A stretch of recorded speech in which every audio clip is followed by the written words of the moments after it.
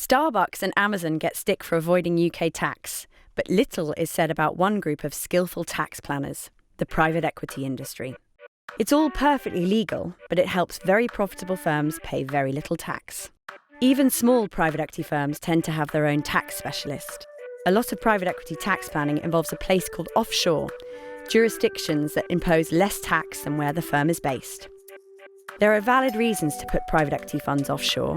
It would not be fair for the investors who put money into a fund to be taxed twice on the profits, once where the fund is based and again in their own countries. Putting the fund offshore solves the problem. US investors like funds in Delaware or the Cayman Islands. Europeans go for Jersey or Guernsey. So the funds are put offshore, but why are they so complex? One lawyer said he knew of a fund with 23 separate entities. 5 is typical. Partly this is to get around some countries' rules on foreign investors owning too much of a company. Dividing the investment keeps each piece below the limit. But most of the complexity arises from the private equity firm reducing tax not for its investors, but itself. Firms often create an entity to advise them on running their own funds. If the management fee the firm charges each of its funds was defined as a service, it would face 20% VAT in the UK.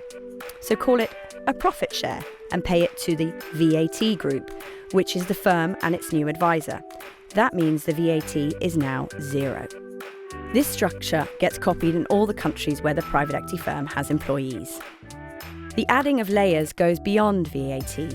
When a private equity fund buys a company, it sets up 3 entities to protect its lenders.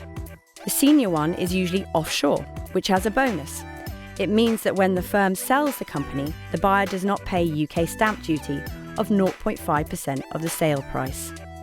If planning the firm's tax causes complexity, reducing the personal tax of its executives adds still more. Each private equity firm has a carried interest vehicle to ensure special UK tax treatment for its executives. Carried interest, a share of a fund's profits, is often the biggest part of a senior executive's income, but don't use that word. Since 1987, carry has been taxed in the UK not as income at 40%, but capital gains, which for them is 28%. Tax planning extends to the companies a private equity firm buys. The money the firm borrowed for the purchase can go on the company's balance sheet. The company does not have to pay tax on its interest payments. The money the firm put in itself can be called a loan to the company and serve the same purpose.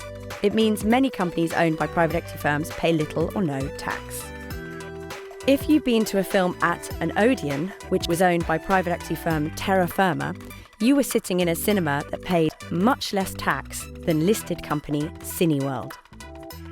These are some of the reasons that an industry that on the face of it does something pretty simple ends up looking a bit like this.